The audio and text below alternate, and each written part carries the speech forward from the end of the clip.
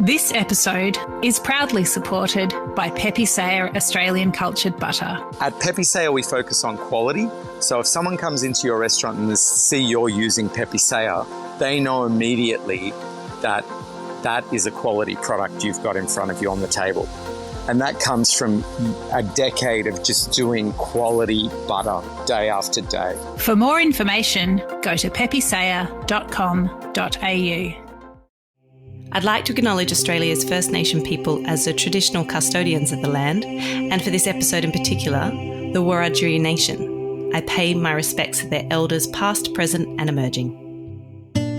Not all the wines are the same, and that's a good thing, but we do a lot of benchmarking together and talk about what the region can do well and should do better and can focus on and what maybe doesn't work here. So it's not about everyone making the same wine, but it's about everyone understanding the terroir they're in and then making their own signature wines that are shaped by that terroir in a positive way.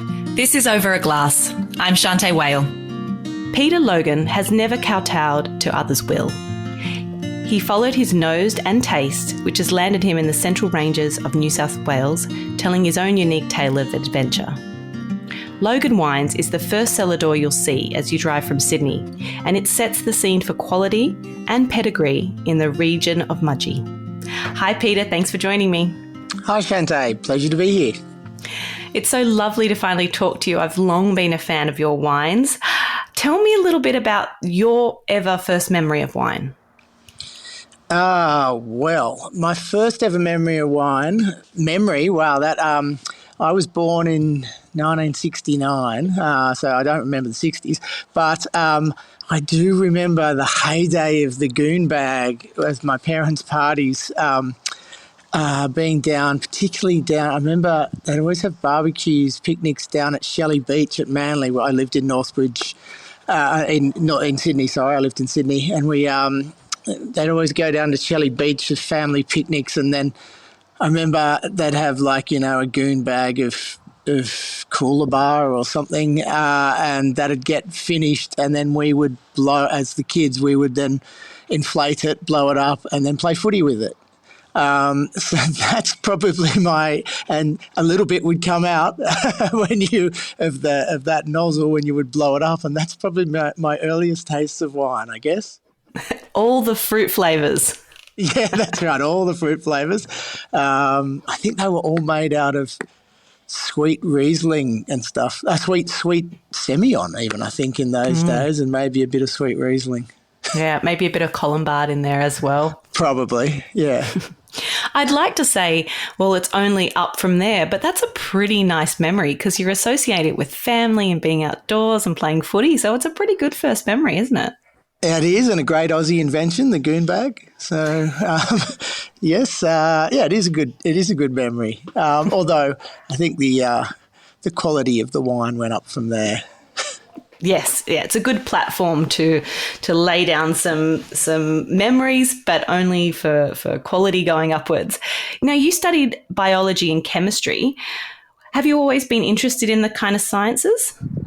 Yeah, I have. Yeah, growing up, I wanted to be like a park ranger. I mean, I guess we don't call them park rangers in Australia, but, I wanted to work for national parks and preserve beautiful tracts of land and animals in them and stuff. And that's why I studied biology and chemistry and all that. But it wasn't to be. When I finished my degree, which was in 1991, there was extremely high unemployment at the time, and you needed to have a PhD or a master's to even get an interview with the national parks, and I wasn't a postgraduate kind of guy. So I fell into pharmaceuticals for a while, which is never on my radar, but pharmaceutical companies will always take you to work for free because they'll take anything they can for free. And so I did that just to get something on my CV, and after a while realised it wasn't for me. It's kind of a bit of a rite of passage, I think, in Australia to go down one path at university and then either defer or swap your majors at some point. So I'm very glad that you did. Yes, I am too. Well, although science was a great basis for winemaking, so you don't need science for winemaking, but it does for me, it makes aspects of the job easier. And, then I was able to then just do a postgraduate diploma in winemaking, which is just 1 year to get like the winemaking side of an applied science degree. So that, ended up all sort of working hand in hand well without me sort of knowing it at the time. And what about your family? What kind of realms did they kind of work in? Well, my dad was an accountant. So when I was a little kid, I just wanted to be an accountant who also played rugby for Australia in winter and cricket for Australia in summer. But in the end, none of those three things happened. He did teach me how to read the profit and loss and the balance sheet, though, which is a very valuable talent to have when you run your own business. My older brother, he's an advertising copywriter, so very different to me, but he's also been very handy. He writes all our back labels and all our information for the websites and that sort of stuff. Yes. Now, these are handy people to have around. You've definitely done well in terms of surrounding yourself with, their family, so you don't have a choice. But, being able to put them to use for sure. Oh, yeah. Yeah, they've been very useful, my family. Tell me a bit about what did you learn at kind of college in that kind of winemaking course? What did you take away from them? Was that where you got inspiration because of what you wanted to kind of do when you opened your own business, or what were the effects of college? Yeah, it's a good question. Probably a few things. Certainly, one big thing was that so before going to, I was like in one of the first groups that went through, wasn't in Roseworthy anymore and was at Adelaide Uni. Besides meeting a lot of like-minded people who are just really into wine and winemaking, and I'd only done one vintage. I'd done a vintage to see if I liked it, and I did, and then went down and did the graduate diploma. And what it really did was sort of solidify for me that I was on the right track. I really, in my initial science degree, I scraped through. I got by, but I never set the world on fire. No lecturer was having me in their sights to do some special project or anything.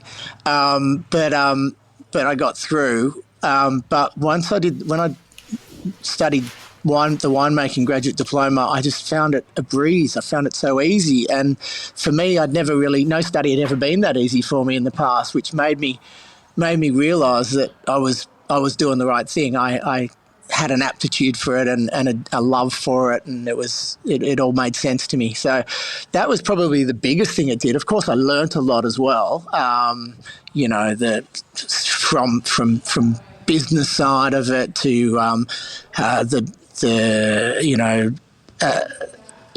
taste, the sensory side, just which I was always doing. When you're drinking wine, you're looking at that, but the sort of the discipline to really focus and pick things apart, that was really important. I think the way they do that, and just changing acids and alcohols by a minute amount, and you've got to focus on what the difference is a really good way to train your palate in a way that the drinker doesn't need to and shouldn't, because it'll take the fun out of it for them.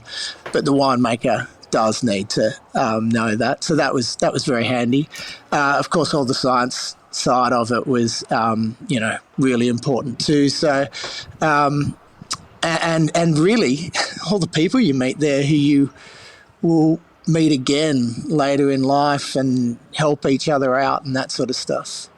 Yeah, that community and that connection to the people as you just begin often comes back around full circle, and it's always very important. I think those people that you meet in those times. Now, when you started out making wine for yourself, tell me, what were those first wines that you made like?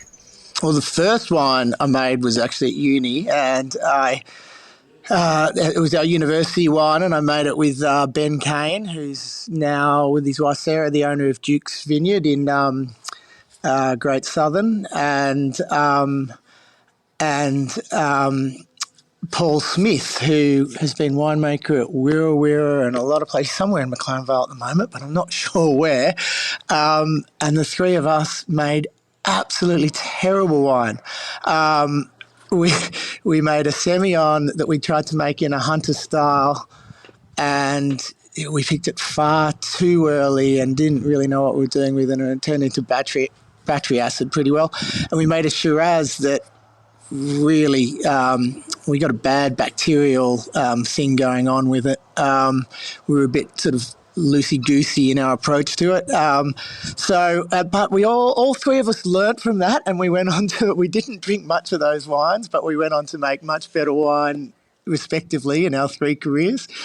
Once I started making my own wines, though, I knew that from what I was drinking, I always appreciated the lovely fruit characters in Australian wine and the givingness and the joy in Australian wines, and I wanted to be part of that. But I also really loved I never really loved the sort of huge high alcohol blockbuster and hugely oaky things. And I was lucky enough to be exposed to, in those days, there wasn't that many European wines of quality in Australia, but I did manage to travel a bit and also get exposed to them a bit in Australia. And I wanted to sort of also make wines with elegance and like a prettiness and about them. Which is why we initially went to Orange, and which was just a fledgling region at the time. There was about 5 other producers there then, but I tasted a Knobbler Smith Chardonnay, and I went, yes, this is it. This is the type of stuff. And I'd been to Orange once before in my life to play rugby, and we lost. So I hadn't liked the place until then, but then I tasted this wine and absolutely loved it, and went back up there and went, yeah, this place is great.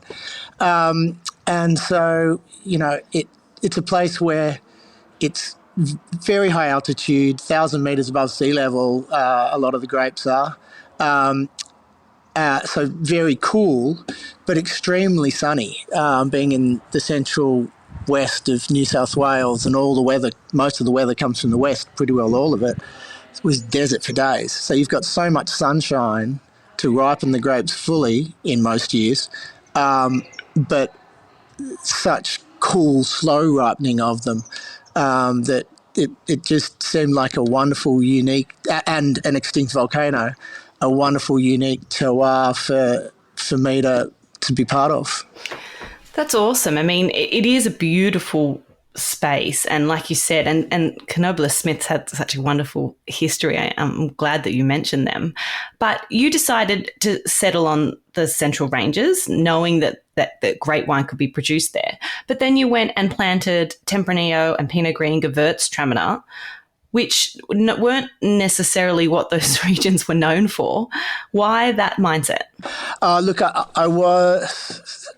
I guess I was in my 20s, and I was really in love with wine. I became a winemaker because I loved wine. I loved drinking great wines, and I was just really in love with what we could do, what we could get out of it. Not necessarily just reproducing. Although Knobbler Smith had made these, Murray had made these beautiful Chardonnays up there, and the Bloodwoods, the guys at Bloodwood, the Doyles, had made beautiful Rieslings and Chardonnays as well, and that sort of thing. And most of the red up there was Cabernet at that stage.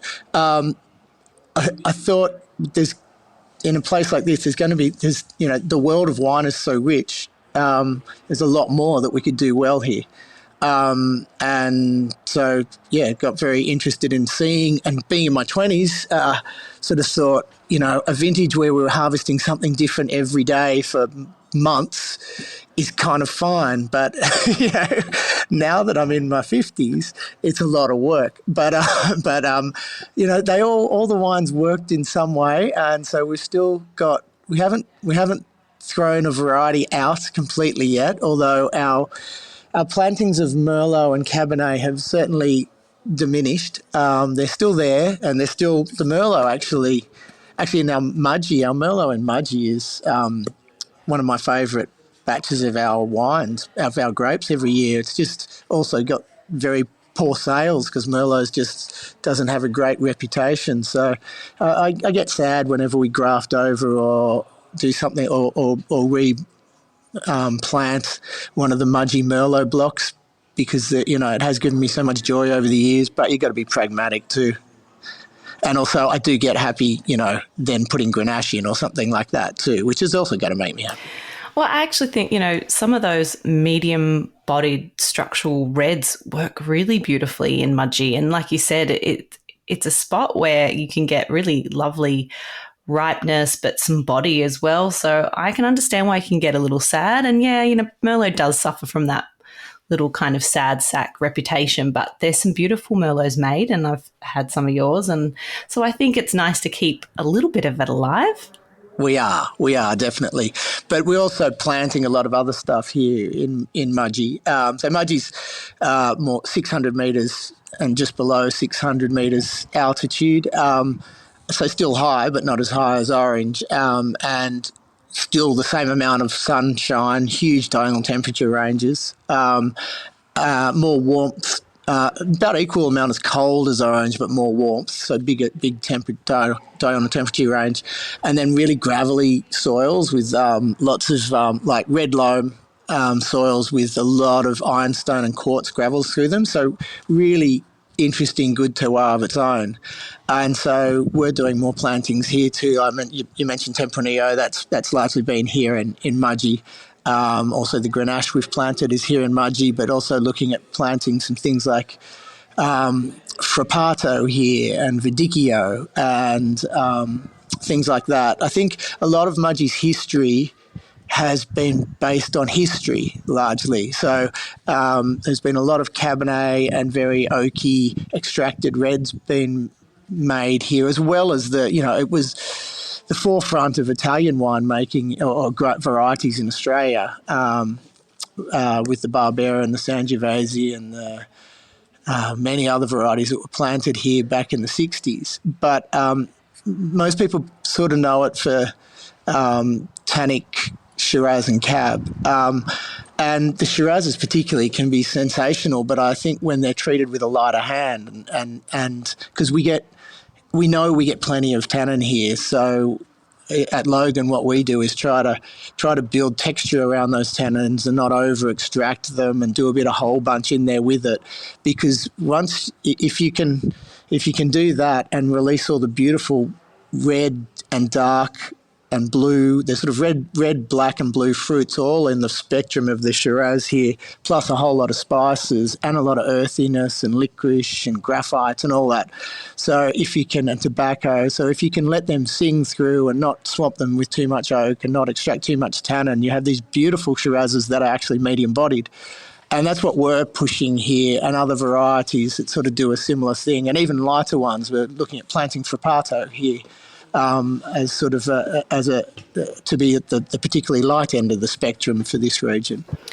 Yeah, I mean, Mudgee has such a great history and was, a huge production that was very important to New South Wales. And I remember Logan was some of the first wines I tried as a sommelier that kind of made me turn my head. There was some estates that my parents used to buy, and I really enjoyed those wines. But I remember when your cellar door was built and I tasted some of your wines under these labels that I didn't really expect, it definitely turned my head and went, maybe Mudgee, maybe I need to have another look. So tell me a little bit about building the cellar door, and how did you go about defining, Logan as a brand that was doing something, slightly different from your peers? Sure. Well, yeah, we started building the cellar door back in 2004. And so I started making our wines in 1997. and initially was taking grapes from Orange all the way to the Hunter to make them, because I was working on a winery in the Hunter.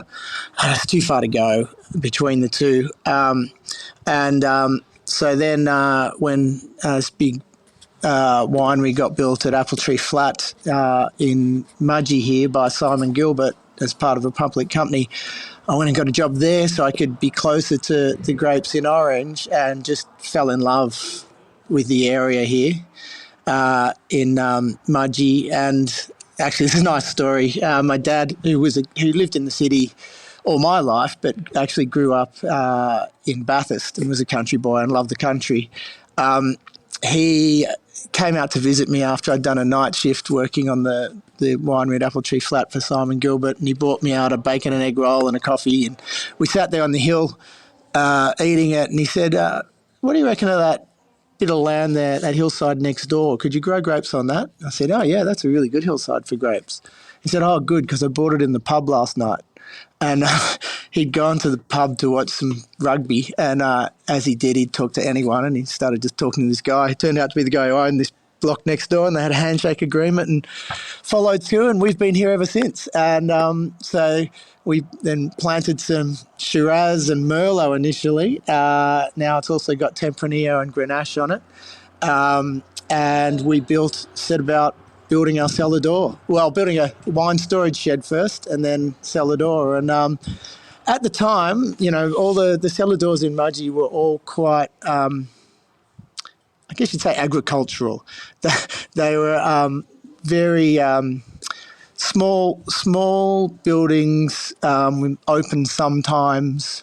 That you couldn't see anything out from. You just sort of were in the room, in the building, and we had this spot, and it's just, the hills here are beautiful. It's just such a beautiful place. We were lucky that there was nothing on the site, so there was no history, and we didn't have a long history, so we didn't have to have any history we needed to honour, really. So we could be completely fresh with our approach to it, which was our approach to our whole winemaking was a fresh approach, and our branding was a fresh approach. So we took the same approach to the cellar door, and stood up on the hill with the architect. My then wife Hannah and I stood up on the hill with the architect and sort of pointed to the best bits of the view and said, make the most of that. We want a building that fits in with the landscape, but where you see the beauty of Mudgee and Apple Tree Flat here, and where you can have 100 people at a function here, 200 at a stand-up function, but if there's one person in here doing a tasting, it doesn't seem like they're standing in a big empty mausoleum. And he did that, and did a guy called architect was Stephen Buzzacott, and did a wonderful job bringing that to life. And it's been just a wonderful home for us ever since. We opened in at Easter 2006, and people still come in now, so 2023, so that's, 17 years later, and ask if we're new, if this is a new building, which is, always makes me happy when that happens. One, it means we've looked after it, but two, just it's timeless design. So it's a home that we're really proud of, and it really does. It does represent us. If you look at the building, you do get a feel for who we are. Yeah, I'd agree with that. And it is absolutely stunning spot and makes total use of the landscape and its gorgeous viewpoint. That deck is just heaven.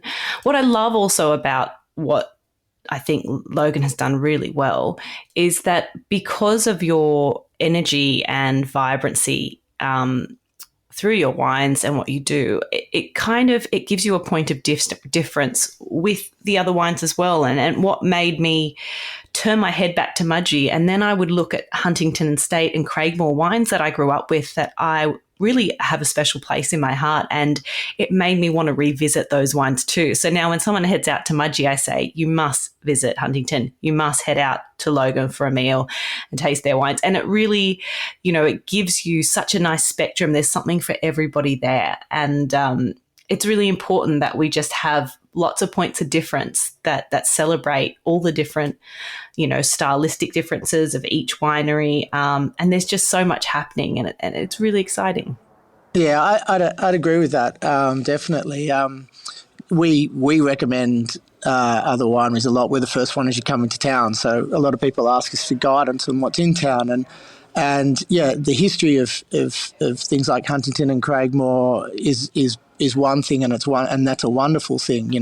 Craigmore, the first Chardonnay vines in Australia.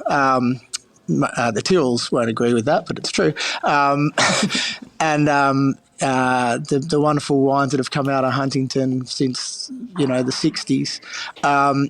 Just a great part of history, but same with the modern day wines coming out of there. Tim Stevens is doing a fantastic job at Huntington these days. The Oatleys are doing good stuff with Craigmore. And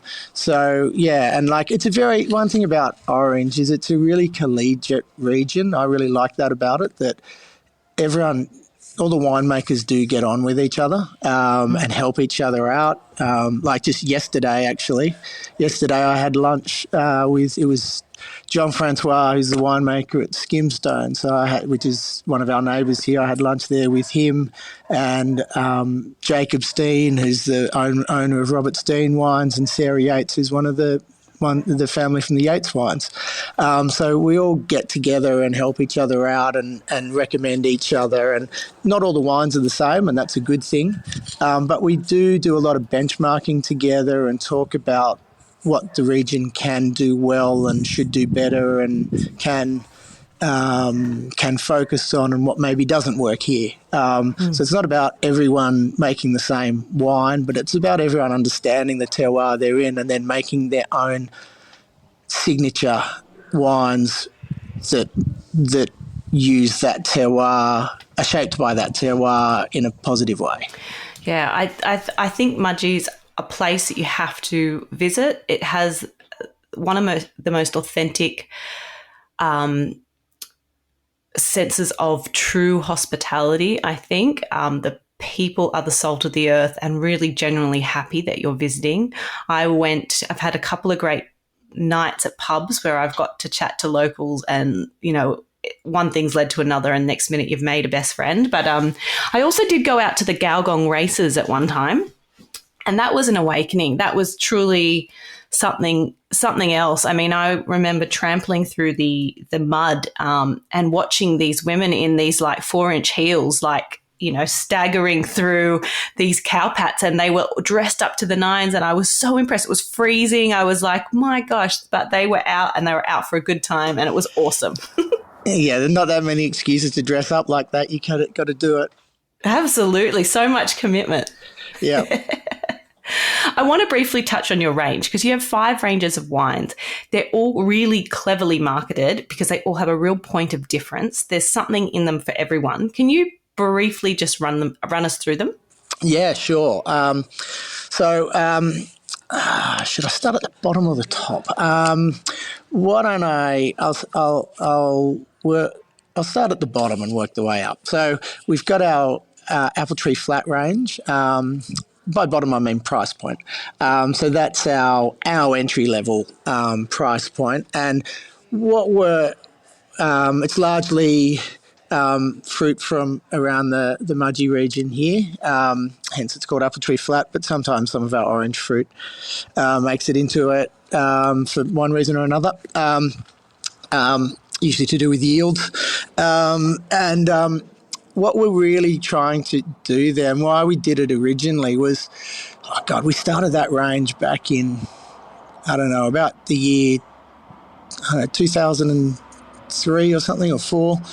And because we noticed at the time, might have been even earlier, we noticed at the time that, well, one, there was a lot of grapes around at the time, and we noticed that a lot of the inexpensive wines we just didn't like. And my friends would say to me, why is that? Why don't I like these wines? It's not just the flavour, it's just the whole style of them. And it was basically sugar and no acid was the difference. And so we went out making our entry level in the same style that we make the rest of our wines. Sure, you can't make them exactly the same, but in the same style. So it's just as dry and with the same fresh acid, but just not going into oak. And, you know, you got to be careful with your yields on the vineyards and stuff so that you can still sell it at that price. But that sort of thing. And the varieties you choose is based on that too.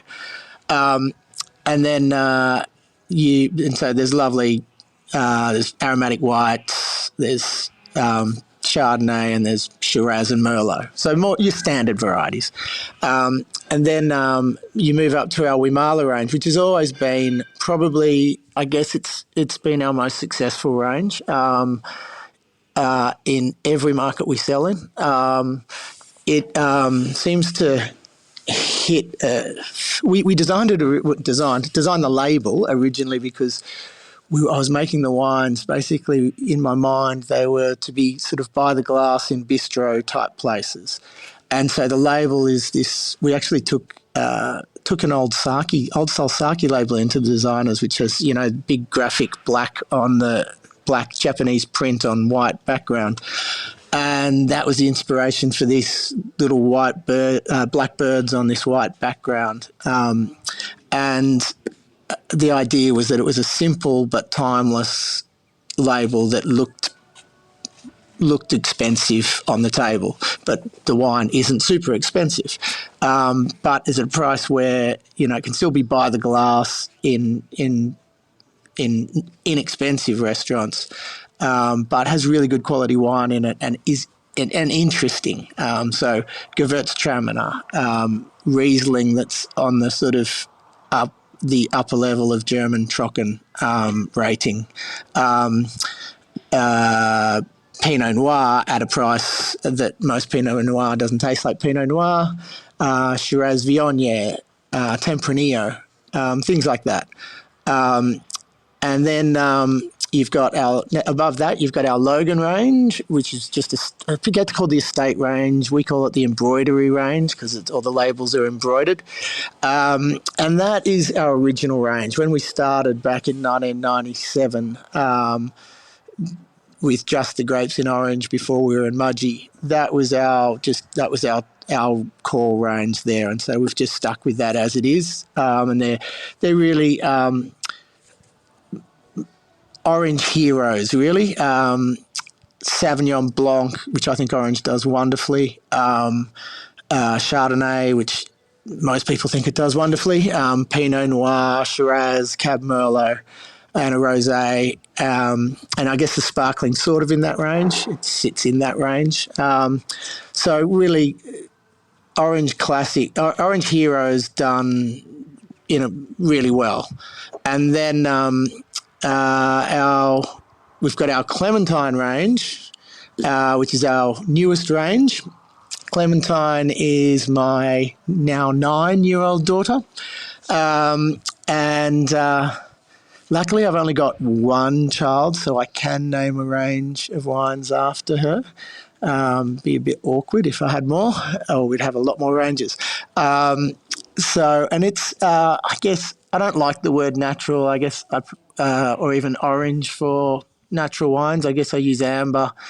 But, essentially those words are just a guide to how the wines are made is more for me. And so these wines are like a Pinot Gris fermented on skins, a white blend of 4 whites fermented on skins, a chilled red, and a multi-varietal red blend that's chilled. And they're all unfined and unfiltered and just get a hit of sulfur. They do get sulfur, but they get basically big hit, a hit just before bottling. But, they're not, for us, the important thing is what we're trying to do, what we love about a lot of the styles of those wines is like, is not the esotericness. It's the beauty that you get when you say make a white as if you're making a red. The textures and the flavours, the ones I love are things like Gravner and wines like that. And I've never tasted a fault in a Gravner. And that's, we're that's what we're wanting to. I'm not saying you drink ours and it's like drinking a Grosvenor, but that it's that philosophy that we're showing the beauty that you get from making wines in this way, like where they're unfiltered and you get the texture from that, and where you're fermenting whites on skins and you're exposing to a lot more oxygen.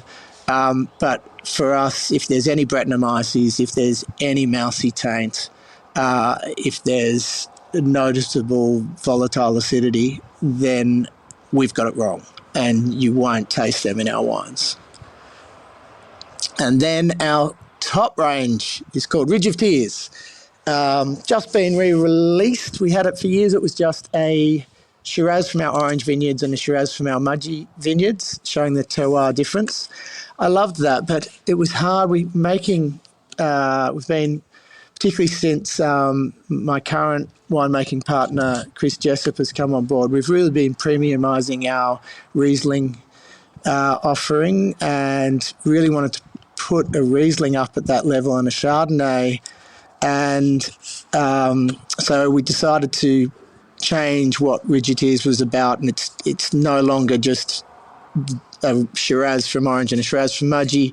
It's just our best wines, which at the moment, the 21s have been released, and that's a Riesling from Orange, a Chardonnay from Orange, and a Shiraz from Mudgee. And they're quite different stylistically to a lot of the wines of those varieties from the regions. The Riesling spends a year in oak, wild fermented. Everything we do is wild yeast ferment, and it spends a year in old oak, and then a year in bottle on full lees, and then a year in bottle before we release it. And it's picked as ripe as we can, and rather than picked earlier, as a lot of top Australian Rieslings are. And then we leave, again, it's sort of a German dry balance where there is some sugar in there balancing out the rather high natural acid. The Chardonnay is fermented in concrete with just a little bit fermented in oak and is very tight and linear. And then the Mudgee Shiraz is a particularly, elegant, medium-bodied style of Mudgee Shiraz, but with a lot of depth to it. Yeah, what I love about your whole ranges, which I think is really poignant for people listening in, is that all of your wines at their range and their price point have a lot of bang for their buck. So I'm talking from the Apple Tree Flat $14 Merlot. I mean, you were hard pressed to find a better Merlot around that price point, I think, all the way up through, from the Weimar all the way up to your Logan brand. They all, just for the price they command, they just have that added layer of texture and weight and persistence and drive. And I just think that the prices are pretty amazing. I've always thought with your Clementine label, it was interesting. I knew that you had named that after your daughter, but I always thought with those wines, and it has to do a lot with the marketing and the beautiful labels, but I always just thought this is the curiosity and wonder of kind of the approach of what a childlike mindset would be when they're kind of wandering through a vineyard, stopping to look at the butterflies and just that real kind of wondrous nature of the world. And I love those wines because I think that they make you just kind of, rather than pull them apart and think about all these different components, they just make you stop and think, how good is wine? How incredibly delicious is this that's in this bottle? Well, thank you for saying that, and that is largely how we started making them. The origins of the Clementine wines really started a lot before the wines hit the market.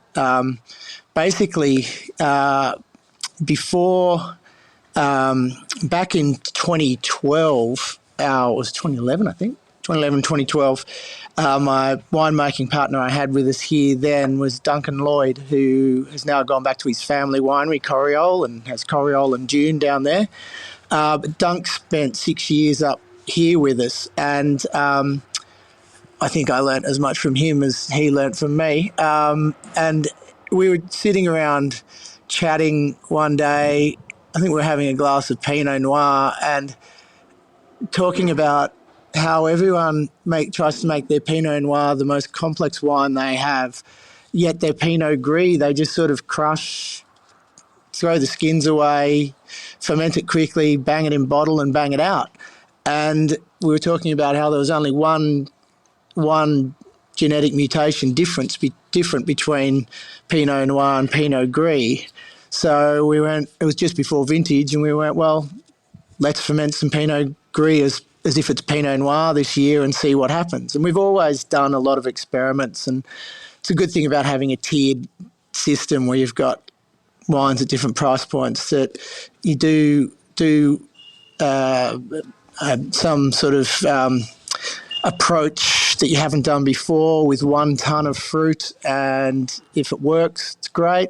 If it doesn't, you'll be able to still use it somewhere, and then not reproduce it the next year. If it does work, you reproduce it larger the next year. And so we've always done a lot of that. And back in 2012, I think it was, we started fermenting we did a ton of Pinot Gris on skins, and we played around with it for a few years before we fine-tuned it, and then just started, and I think 2013 we just put every single white that came in, we fermented a ton of it on skins, just to see what they'd all do. And they all have very different tannin structures, which was one thing that I hadn't banked on so much, and that was a big part of the difference between them. The flavours, of course, but the tannin structures, which you never see when you're not fermenting on the skins. And then we started doing a whole bunch of ferments with every batch of whites that came in and stuff like that. So it is kind of what you described there. It is like, what can we get out of this thing? And it's not about, like I said, it's not about being different or esoteric. It's just what other joyful flavours and textures can we get from it? Yeah, that definitely comes across. And then, like you said, you've got so many interesting techniques you're using, but your wines have always been incredibly clean, without technical faults, and reliable wines, which I always appreciate, especially being a buyer, for restaurants day in, day out. It's wonderful when you come across those brands where you taste them, because of course you need to describe them to your guests of what they're like, but you kind of start to get to know them and go, can't wait for the Rigid Tears, to be released. Thank God you did a Riesling. The first time I came across that wine, I was like, it's about time. But well, we've just you tasted the 21. We haven't released the 22 yet, but it's in the middle of its 12 months in bottle before I release it, and I sent it over to the Best of Riesling Challenge in Germany in Pfalz, and last month flew over there to pick up the trophy for the best New World Riesling. Amazing. Congratulations. Thank you. So that was obviously the Germans didn't mind our approach to it either. That's pretty scary, first of all, and brave of you to do so. And what a wonderful result that you should be really proud. And that's very exciting, and I can't wait to taste it. Peter, I'd like to know a little bit more about your palate. If you could only drink 3 beverages for the rest of your life, what would they be and why? Okay. Right, tough question. Good question. Tough question. I'm going to rule out coffee, even though it's important. But after a month, that headache could go away, and you'd be right. So it's not going to be there. I am a big champagne Jane. I love champagne. Of all the sparklings, it's certainly the one I love the most. But I also love a beer. I don't love that many sessions on beers these days, but I do love to kick off, particularly on a hot day, with a beer. So I think my beer is going to have to take the place of champagne, which is hard to say. But and beer for me, I love lagers and pilsners and that sort of style, Kolsch-style lagers particularly, where you can almost taste the ferment character in them. Something like that would be my beer. And that'd also be my whole bubbly spectrum. Then I think, while I love Shardy, I love Chenin, I love Sem, I love so many white varieties, I'd have to be moving to wine then. The other two would have to be wines.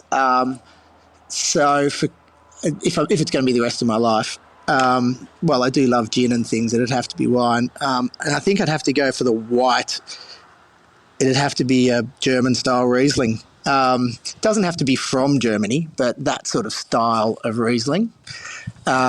Just the complexity, the mixture of complexity and freshness, and age worthiness and all that sort of stuff. So that's where I'd be there. And then tough, because I then moved to a red. I do love to, at home I've always got a white and a red open. So if I'm having two glasses of wine at home in a night, it's always one glass of white and one glass of red. It'd have to be a red. It couldn't be too heavy if it's for the rest of my life, and it couldn't be too light.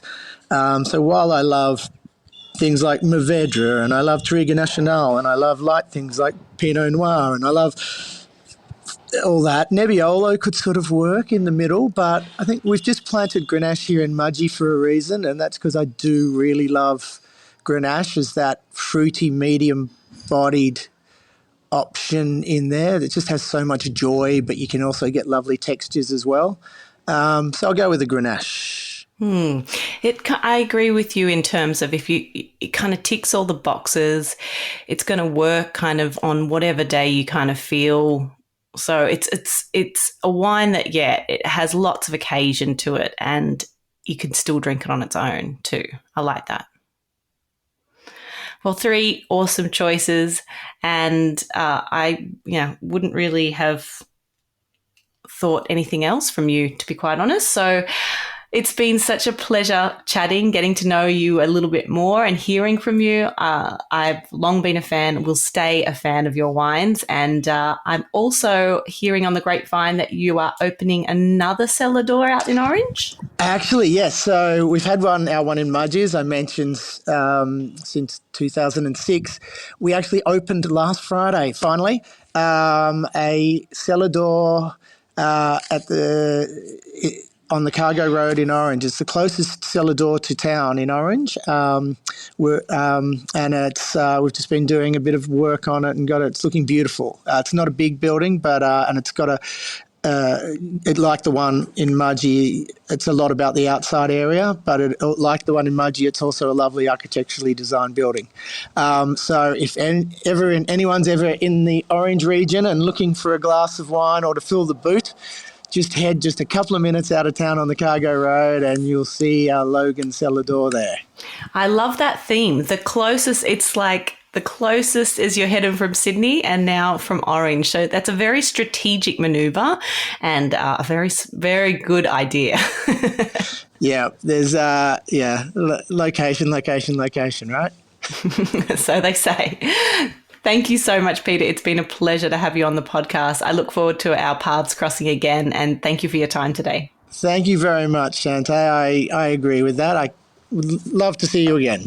Cheers to you, Peter. This is Over a Glass. I'm Shanteh Wale. Stay tuned for more stories from the world of wine and drinks. Listen in every Thursday on your podcast app. Follow us on Instagram @overaglasspod and contact us at overaglass@deepintheweeds.com.au.